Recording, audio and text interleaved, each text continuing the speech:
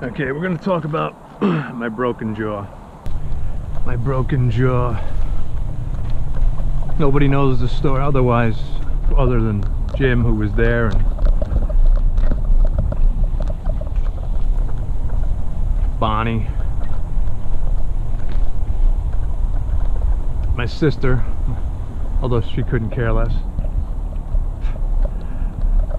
I broke my jaw, which has altered my life, and basically it was a death sentence, I think. I'm pretty sure I killed myself, because it's just a matter of time before I die from this. I'm not going to be able to live forever with jaw replacements. Titanium, I have a titanium jaw, just like that Terminator guy, with no face. That's what I have. And that's because the doctor that tried to fix my jaw didn't actually fix my jaw. He didn't try because he allowed the students to mess with my face, and they totally left my face in pieces and pushed back into my neck, and I couldn't breathe. I could barely breathe. Couldn't even chew, never mind chew. Nice. But I'm going to tell you how I broke my jaw, because the doctor's story of how he screwed me up and almost murdered me is a different story. So let's just go over how I broke my jaw. Me and Jim were hanging out one night. We went down towards Fort Lauderdale Beach, just to take some pictures, hang out, maybe have a beer.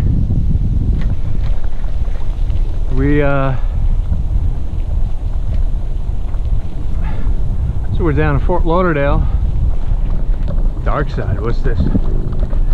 We went down to Fort Lauderdale Beach, and we were near Beach Place. There's a lot of bars and restaurants there, and of course Hooters is there.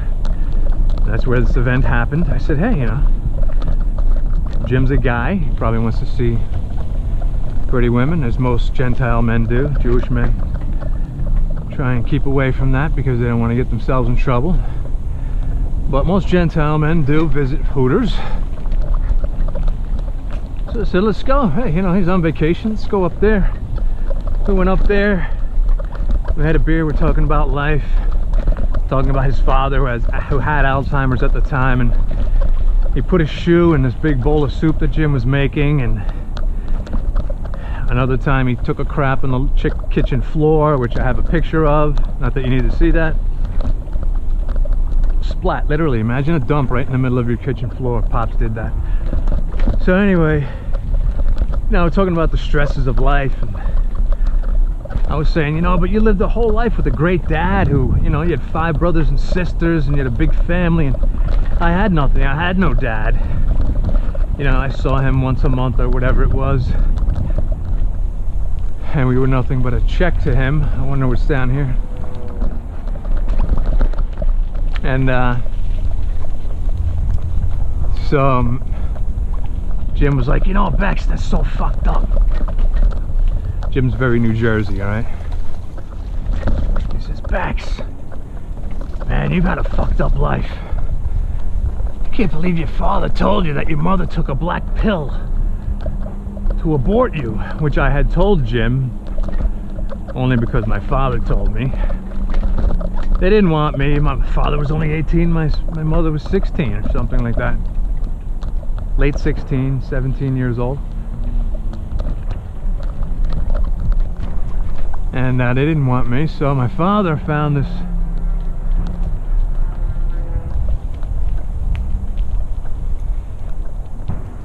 they were going to get an abortion, and my father got this just doesn't look like you're going the right way.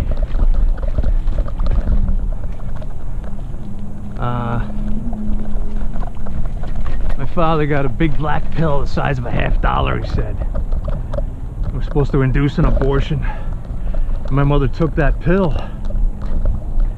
So Jim was referring to that story that I had told him. It didn't work, obviously, but obviously it probably got my brain screwed up to where it is at this point anyway. Probably had some impact on my genes and affected me in some way. So Jim's like, Bax, you had a fucked up life. I can't believe your father told you that. I can't believe if my father ever told me that, what I would think. It never occurred to me. I'm here, so it didn't matter that the pill didn't work anyway. So anyway, we're sitting there at Hooters that night, and Jim's saying, Bax, I can't believe your life is so fucked up. And so he keeps talking, and I kind of went into a daze. And no, we didn't have 4 beers, we didn't have 7 beers, we didn't even have 3 beers. As he said that, we were just waiting to get our 2nd beer. And because I remember, it was the exact point. I never got a sip of that 2nd beer because I was sitting there, she brought it over, and I was like, I had a fucked up life. Jay's telling me I had a fucked up life, and that dude's fucked up. And he's saying I had a fucked up life. Well, here's that mess that we didn't want to get trapped in. And he's saying I had a fucked up life. So I'm sitting there talking to myself. I had a fucked up life? I thought I had a great life. I've been around the world, I've done so many things. How could I have had a fucked up life when I thought life was so good? So Jim is talking as we're sitting at the bar there at Hooters, and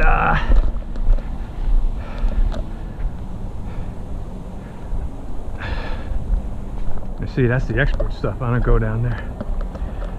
And my head's just going in circles about how could he be saying I have a fucked up life? And all of a sudden, I'm getting lightheaded. So I'm sitting there, Jim is still talking, and I'm like, what the fuck is this? This feels like that time that I passed out when I was getting my blood taken. And I could feel it in my feet coming up my thighs, like a little tingling going zzz, up past my knees, up to my waist. And I'm like, wow, don't tell me I'm gonna pass out right here. Sitting at the bar, I don't want that. I look like I'm a drunk. I can't do this. Jim's still blabbing away. And I'm like, I gotta get the hell out of here. Maybe I should just put my head down. I'm like, I don't want to lay on the bar. I look like I'm a drunk again. So what do?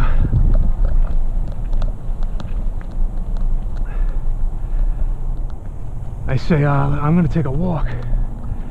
And I go to walk towards the stairs to sit up against the railing near the stairwell. And I walk across the lobby of Hooters, past a bunch of tables.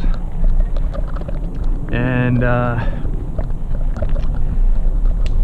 the buzzing is coming all the way up to my chest, and I'm like, oh my god, am I gonna make it? And I just kept walking straight, and the buzzing got past my nose and it took over my eyes. I saw nothing, and I was out.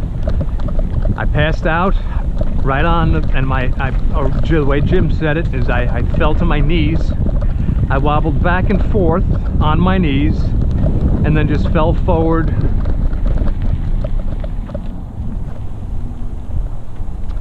Teeth to the ground, facial, top teeth plow into the ground, are folded up underneath into my jaw, top 6 teeth. My bottom jaw must have grabbed the ground and was pulled down and snapped out on either side and was wedged and stuck in position as if I had a giant whopper in my mouth and I couldn't move. So I wake up. Oh, awesome lizard up there, big green guy. I wake up and I'm like, what the fuck is going on? And I'm like, where am I? And all I hear is Bax. And all of a sudden, plow, there's a big splash of water goes in my face, and I sit up and I'm like, what are you doing? But meanwhile, I must have said, what are you doing? I can't talk. I didn't realize it's stuck open. I can't go, I got to talk. So I go to touch my mouth and my hand goes right in my mouth because it's wide open, gaping wide open. I'm like, what the fuck? And I go to grab my jaw and it won't move, and I'm like, oh my God, holy shit. And as Jim's like, Bex, are you okay? Oh my God, what the hell's wrong with you? What happened? I'm saying to myself, oh my God, I literally just fucked my whole life up. I am in deep shit. This is irreversible. This is beyond anything that any human being ever wants to feel in their life. So I'm standing there like, what's going on? Bex, your face is all fucked up. Bex, you're bleeding all over the place. So I rub my face, there's blood all over my face because I split my lip open, obviously, because my teeth came through my lip. I'm like, oh dear God. You know, I wish I could say I had 12 beers and I was like, I just fucking plowed my face into the ground. But no. I'm probably the only human being in history that plowed his face into the ground, not being intoxicated, being straight as can be, just freaking out over something that happened in life, just passed out. I mean, that's why people clearly do pass out when they hear, oh my God, my husband died, or my son died, or whatever, and you see people pass out. That's for real. It's exactly what I felt. For some reason that wigged me out, that he said I had a fucked up life. And all of a sudden, actually, I didn't finish that fucked up life. I pictured millions of people looking at me saying, you had a fucked up life, you shouldn't be here, you should be dead. And my head was spinning in circles. That was sick.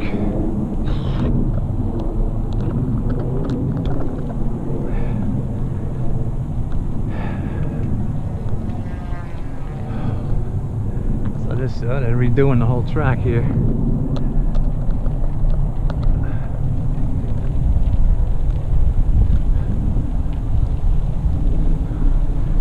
So that's how I broke my jaw.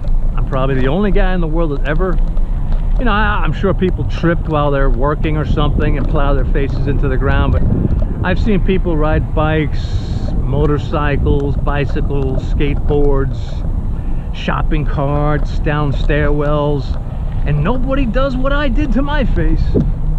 I fucked my face up so badly that I needed the whole jaw removed. Well, after the first doctor totally put my jaw on, literally at a diagonal.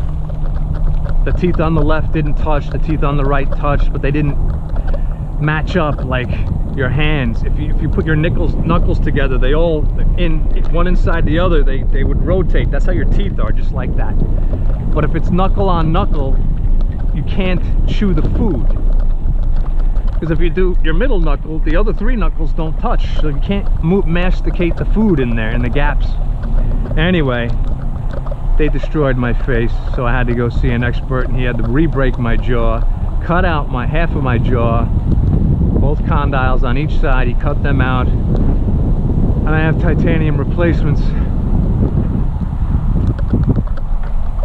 But that's how I broke my jaw, freaking out because my mother took a big black pill to wipe me out. Maybe I would have been better off if that did work, because I'm definitely gonna die from this.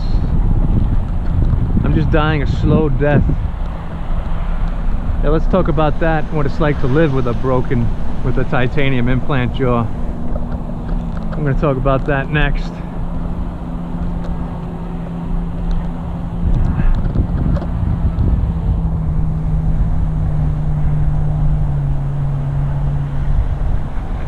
Yeah, so the guy at Hooters, the manager, comes over. My face is a bloody mess. And the guy says, oh, do you need an ambulance? I should have said no. That's a whole nother topic. Yeah, let's get into that in a minute.